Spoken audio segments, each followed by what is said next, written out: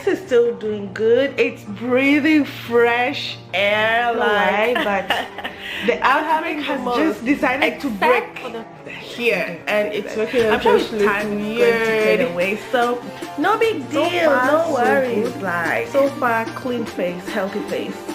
That's all we need. Hi everyone, welcome and welcome back to Favorite. My name is Sam. To welcome you all to the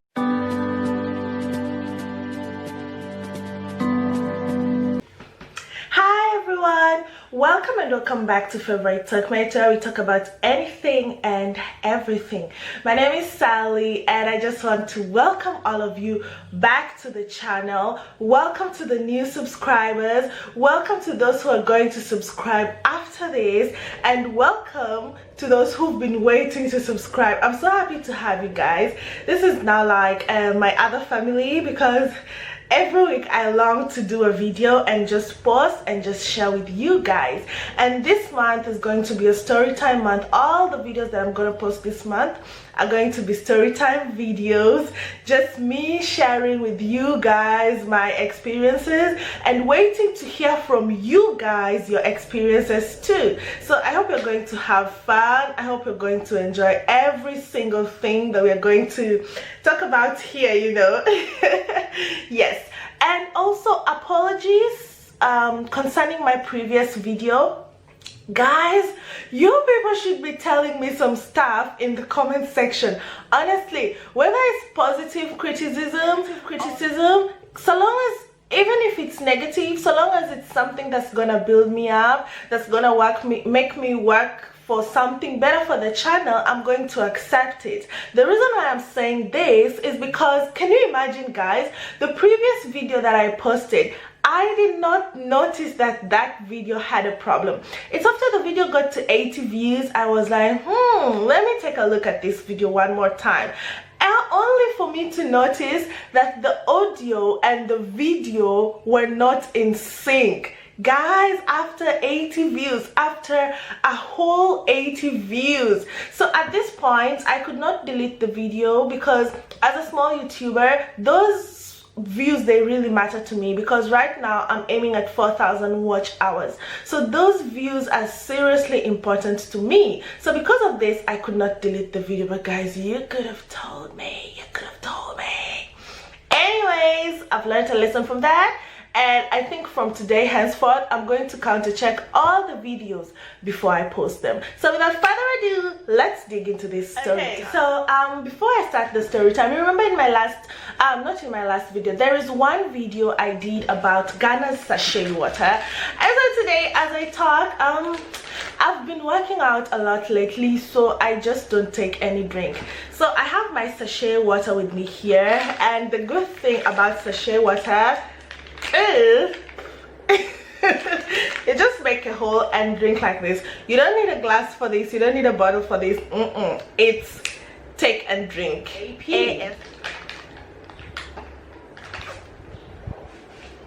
Okay, so I'm going to enjoy my sachet water as we do this story time video. So if you guys watched my previous video, I was talking about Haraka, how clownish I was. So this video is actually a continuation of some experiences of one fateful experience that I had with Haraka. I'm not blaming Haraka for anything, please note that, guys. Okay. I remember this day like it was yesterday.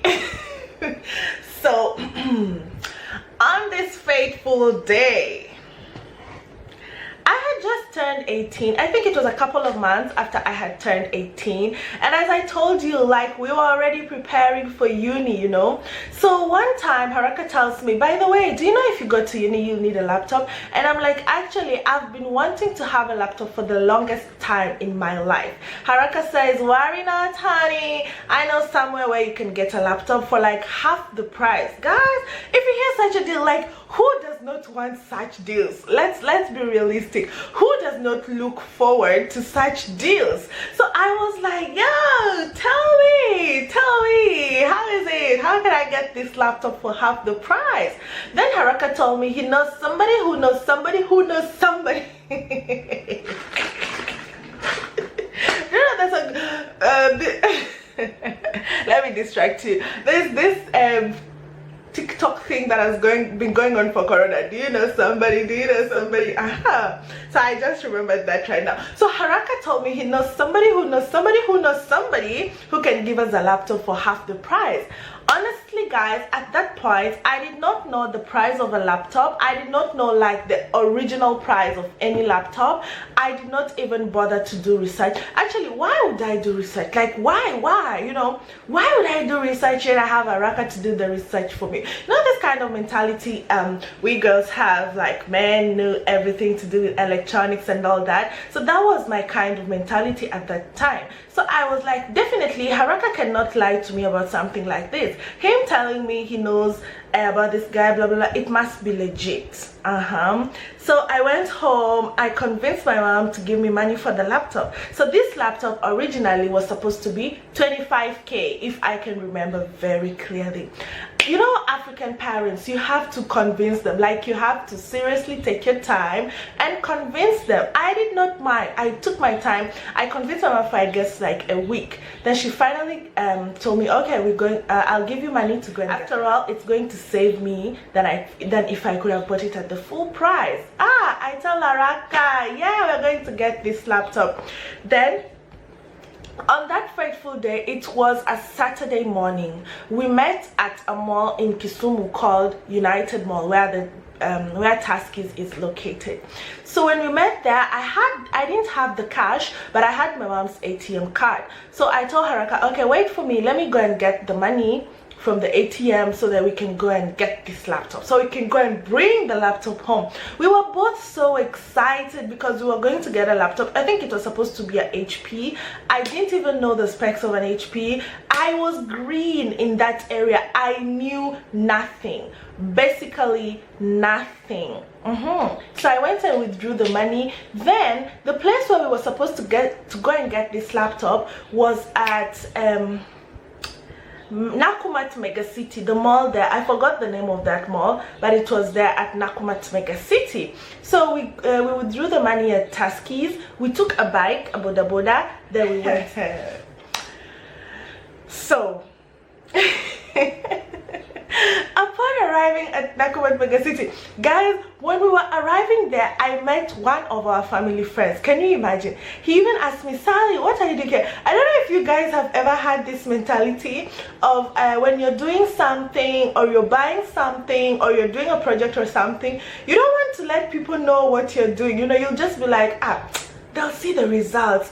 I used to have this mentality like, if I tell them what I'm doing, it's going to spoil my plans, or maybe it will not come out well, or maybe not everyone is wishing me well, blah blah blah. So I did not tell him what we were doing at that place. I just told him, we are here to check out something. I talked about this family friend because he's going to come back later in this story.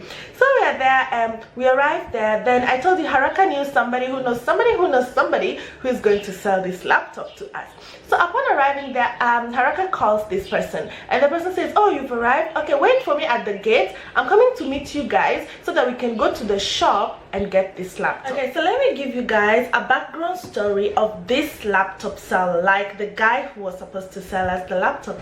So Haraka told me that the reason why this guy was selling this laptop at half the price is because the guy actually worked at the store where he was selling the laptop for his boss, right? So this specific laptop, the reason why we could get it at half the price is because he was going to sneak it to us through the back door and pocket this money. So like the money we were going to give to him was not going, like, it could not have been recorded in the what is it called, inventory. Yes, it could not have been recorded in the inventory.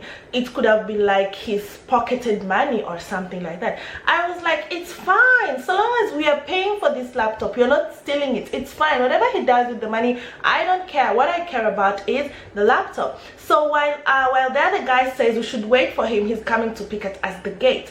Then while I did not know the face of this guy. I don't know how his face looks like. So we were just seated there at the gate. Then someone comes to the gate and says, and sees Haraka, and he's like, oh, hi Haraka, you're the one who wants the laptop, right? And Haraka is like, yes, I'm the one who wants the laptop. And then this guy says, okay, hold on, the guy who is supposed to sell you the laptop will come and meet you guys. So we sit there and hold on and wait for the guy who is supposed to sell the laptop to us to come and meet us. Then another guy comes and says, yes, I'm the one who is supposed to sell you the laptop, but the specific laptop he wanted, because I wanted a girlish kind of laptop, you know, the specific laptop he wanted is not at the shop right now. I took it with me home so that it could be easier for me to give it to you guys. Please wait, and I'm going to send someone to go home and bring it for you guys. It will be perfect. It sounded legit, guys. It sounded very legit. I was like, okay, even if it means waiting till evening, I'm gonna wait and get this laptop and go home with this laptop. So we sat there and waited. Hold up. We sat there and waited. Then later on, this same guy says, guys, instead of keeping you here for so long, how about you just make the payments? Then I'm gonna arrange with someone to come and pick you, take you to my house, give you the laptop, and we are done. Like, at that time, I did not see any red flags, guys. I was like, deal. After all, if it means that we're going to spend a shorter amount of time to get the laptop, it's fine, it's fine. So he was like, okay, so for now you can give me 20k, then after you get the laptop, like after the guy who is taking you to my house gives you the laptop, you're going to give me the remaining 5k. It was legit. I was the accountant on that day, counted the money, gave it to him. Then he made a call and he was like, okay, so this guy I just called right now is coming to pick you guys, take you to my house, and then you're going to get the laptop. Then you give the guy the remaining 5k and he's gonna bring it to me. It sounded so legit, guys. We waited. After like 10 minutes, a guy arrived in a Toyota Corolla. I will never forget. He arrived in a Toyota Corolla. It was a silver Toyota Corolla. Yes, he arrived in that, silver or gray, I'm not good with colors. He arrived in that car. We got into the car. This is where the drama began. This is where the drama unfolded, guys. So after getting to this car, we started driving. And I remember along the way I asked the guy, okay, so where does this guy live? Like, where are we going to get this laptop? Then he said that the guy lives in some estate called Manyata. We start driving.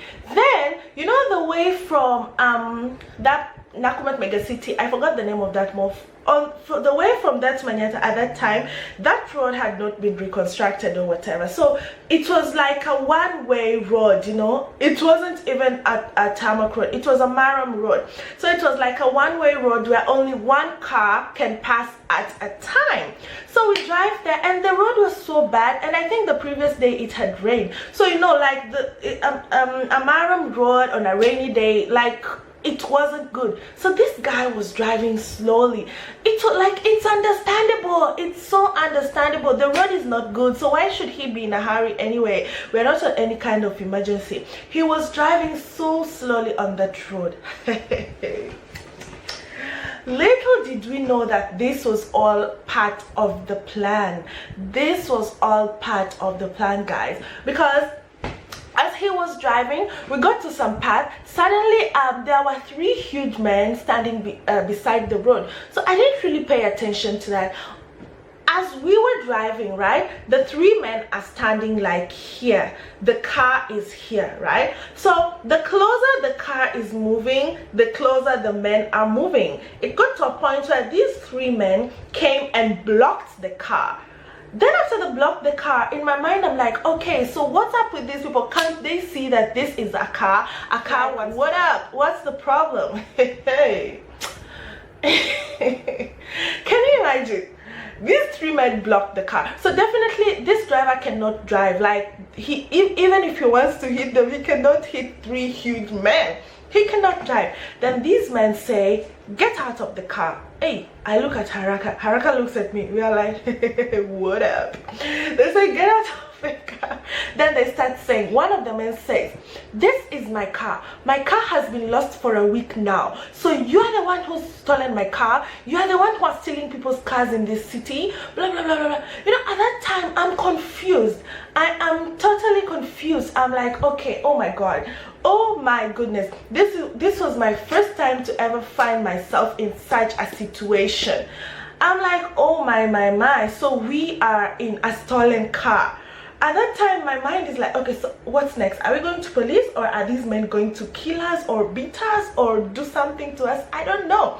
The guy says, get out of my car. You guys, you're the ones who steal cars in this city. Get out, get out, get out. You know, in that commotion, all you think about is your life. We get out very, very fast. And then these three huge men, they start like mishandling the driver and things like that.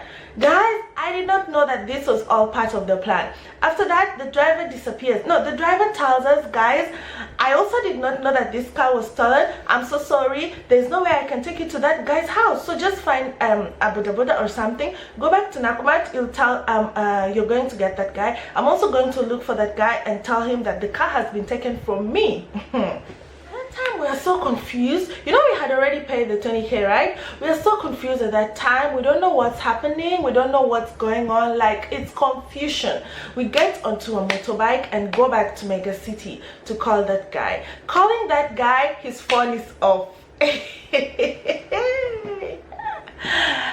it dawns on me. I'm like, Haraka, I think that we've been conned. I think that the money is gone. I think that we have no laptop and no money. It's gone. Like, it's gone. Then Haraka says, no. We have to report to police. Then I remember this laptop, we were getting it through the back door. How can we even report it to police? So we sit there. Then you remember I told you one of my family friends found us at the mall, right? I remember. I'm going to call him Savior, because he kind of saved us on that day. Then I have his phone number in my contacts on my phone. I call him. I tell him, Savior.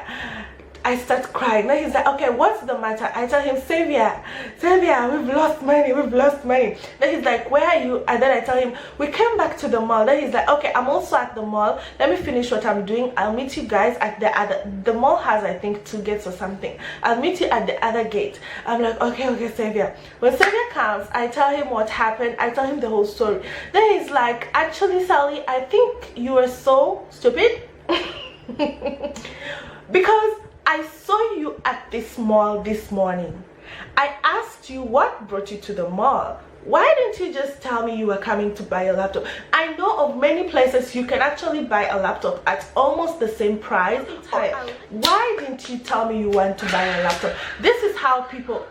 This is how people are being conned nowadays in this city. Why didn't you inform me that you wanted to buy a laptop? At that time, guys, I'm so confused because I just lost my mom's money. You know, African moms, eh? So at that time, I'm so confused, and I'm like, Haraka, for you, just go home, because probably your parents did not even know what's going on. Like, your money is not involved. Your parents' money is not involved. I am involved. No money, no laptop, no nothing. Then Savior says, okay, no matter how weird this case looks, we still have to go and report it to the police. So we get into Savior's car, go to the police station, write a statement and all that. After writing a statement, the police says, okay, I need to save your phone number so that as we continue with this investigation, I can reach out to you and ask you for any details, or anytime we need you to come to the station, I can call you. I gave the policeman my phone number. I'm going to come back to this. So after that, we need to go home. This is the hardest part. Going home is the hardest part. How do I go home without this laptop, without the money? What am I going to explain? Like, what am I going to say? Where am I going to start from? Where did the money go to? Where did the laptop go to? What am I going What am I going to say, guys? What am I going to say?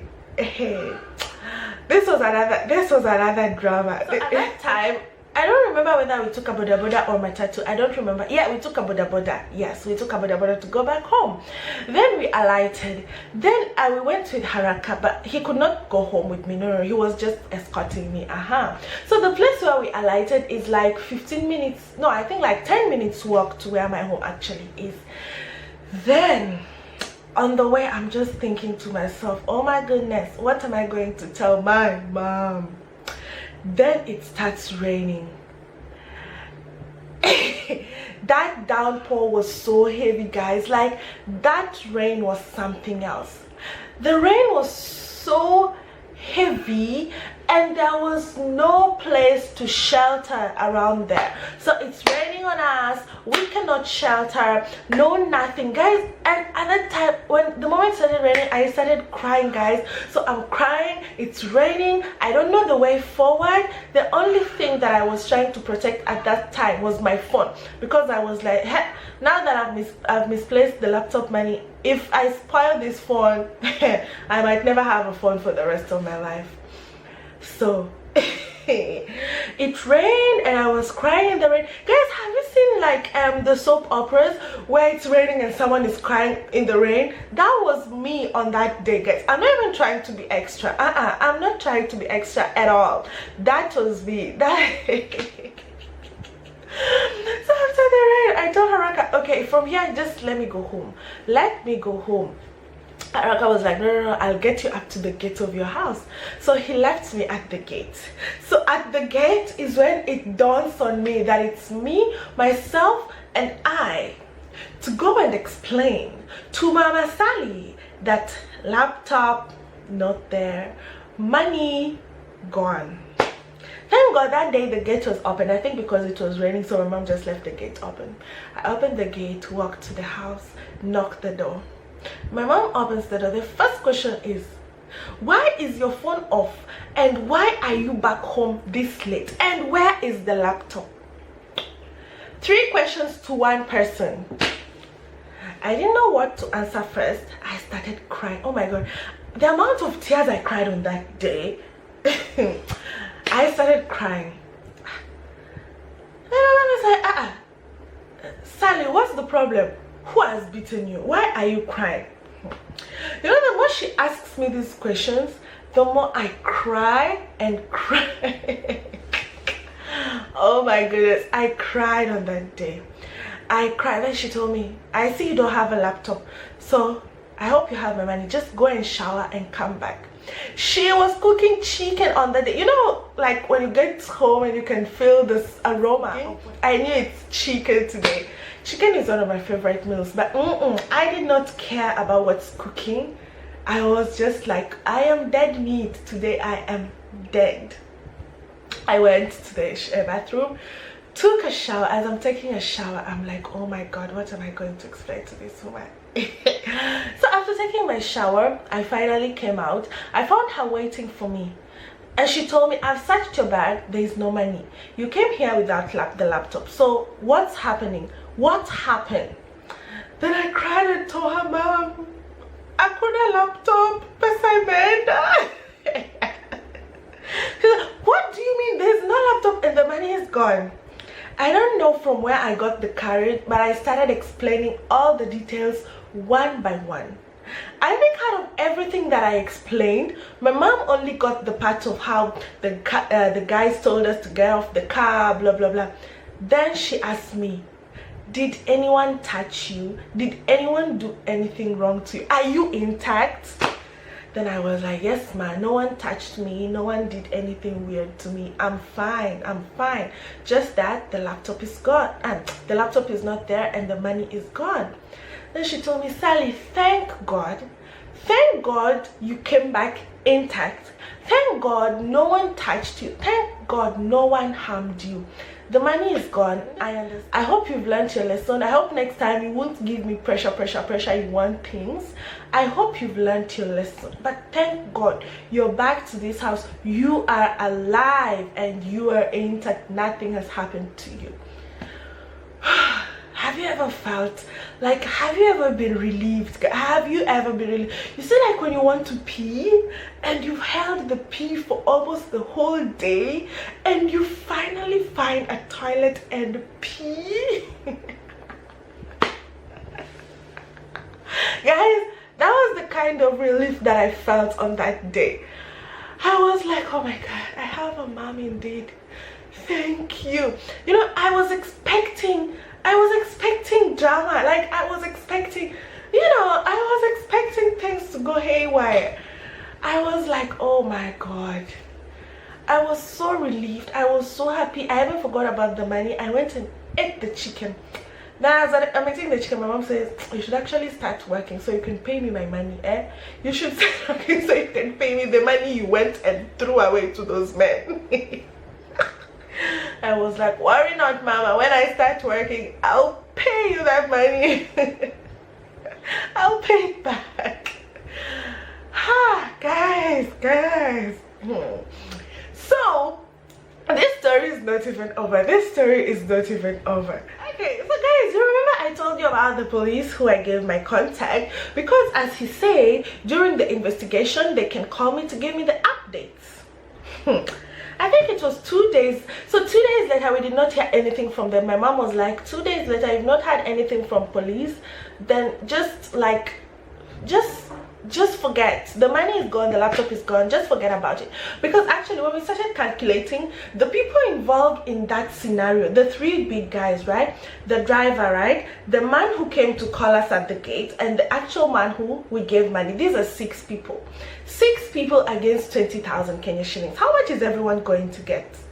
You understand? So my mom was like, with 20,000, 6 people, the money is done by now. The money is gone. There's nothing these men are going to refund you. There's no money we're going to get back. 2 days, no feedback from police. Just forget about it. It's done. It's gone. It's over. The policeman, on this fateful day, after 2 or 3 days, I don't remember very well, he calls me and says, Nyaja Rainbow, how you doing? I'm like, I'm doing fine. How far with the investigations? Then this policeman says, we're still on it. Do you want to come and have some coffee with me? We can go out, have coffee. Then I told the policeman, when I wrote the statement, I wrote my ID number, right? Do you know how old I am? Did you see my face? I'm only 18. I am only 18. So why do you want to ask an 18-year-old to go for coffee dates with you and all that? And he was like, oh no, it's okay, we're just going for coffee so we can talk about the investigation. At that time I was smart enough. I just told him, please, no, I'm not interested in your coffee. The day you'll be done with the investigation, please update me so that I can know what's going on. Thank you for your coffee, but I'm not interested. I deleted that guy's contact. I did save his contact, right? But after he called me, I blocked. Sorry, I did not delete. I blocked his contact. I was like, this is nonsense, stupid. Kenyan police, seriously? An 18-year-old girl, 18, who has just been conned, who is desperate to get like the people who conned her, and you want to come here and start inviting her for dates? What's this? It was so disgusting, you know. It was seriously disgusting. And this policeman was a big policeman with those kitambi. You can imagine. It was disgusting. So after that, a week passed by. Nothing. I was like, it's gone. I learned to live with it. Yeah. But what I strongly believe is that Haraka was not a part of this at all, because he was just as shocked as I was. So I strongly believe that he was not a part of it. This video is not to smear his name in the mud. No. So I'm sure he was not a part of this. Yeah, I don't know. Only God knows the truth about this whole story. So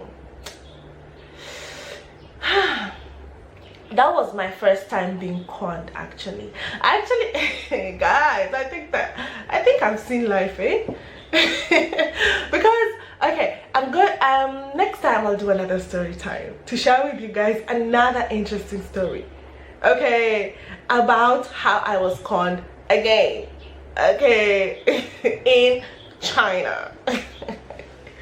Yes. And also, actually, I think I have 3 more story times related to conning. This one, the one I've done today. There's one about how I was conned again. Then there's one about how I was accused of conning. Oh, and then there was one again about how I was conned again. Oh my god. I've been through a lot. Okay, so I hope you guys enjoyed this story time. I hope you enjoyed this video. I hope you learned something actually. Yeah, if you learned something, drop a comment in the comment section below. Tell me what you learned in this video. Tell me about your stories. I'm sure I'm not the only person. Tell me, what have you been through? Tell me, share me. Thank you so much for watching. If you are still watching and you haven't subscribed, guys, get me to 300 subscribers, okay? Don't forget to subscribe, don't forget to drop a comment, don't forget to like, and don't forget to share this with your friends and your family. Thank you so much for staying tuned. So much love from my heart. Peace.